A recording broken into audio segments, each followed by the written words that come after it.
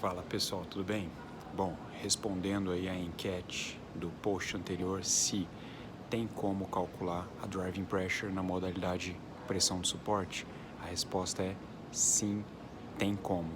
E a segunda pergunta que me fizeram é, por que a curva fica diferente? Por que eu tenho o platô embaixo e o pico embaixo e o platô lá em cima? Por que essa curva fica diferente, por exemplo, da curva de VCV, quando eu coloco uma pausa inspiratória, o platô é menor que a pressão de pico? Bom, para entender o formato dessa curva em pressão de suporte, a gente precisa entender o conceito de pressão transpulmonar.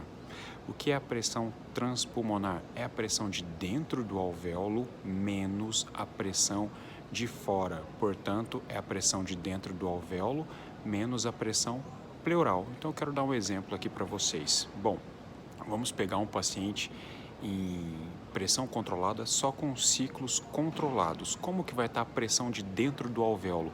Positiva. Vou deixar aqui um exemplo. Por exemplo, uma pressão dentro do alvéolo na inspiração de 10, menos a pressão de fora do alvéolo, que é a pressão intratorácica, que reflete a pressão dentro da pleura, que vai estar o quê? Positiva também. Então, em torno de pressão pleural, vamos dar um exemplo, 5. Então, a pressão transpulmonar é 10 menos 5. Eu tenho uma pressão transpulmonar de 5. A partir do momento que eu passo esse paciente para uma modalidade espontânea, que ele começa a gerar ciclos assistidos, o paciente vai ter um esforço. Esse esforço ele vai refletir numa queda da pressão intrapleural. Então, como que é a pressão transpulmonar em um paciente em ciclos espontâneos? Pressão de dentro do alvéolo, que vai estar o quê? Positiva, 10, menos a pressão de fora do alvéolo, que agora é negativa, menos 5, por exemplo.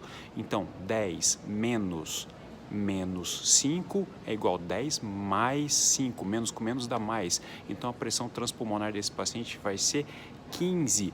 Notaram a diferença de uma pressão transpulmonar de 5 para uma pressão transpulmonar de 15? Então, o formato dessa curva ela é resultante de um aumento da pressão transpulmonar, por isso que a pressão de platô ela fica mais alta que a pressão de pico na modalidade pressão de suporte, ok? Está justificado?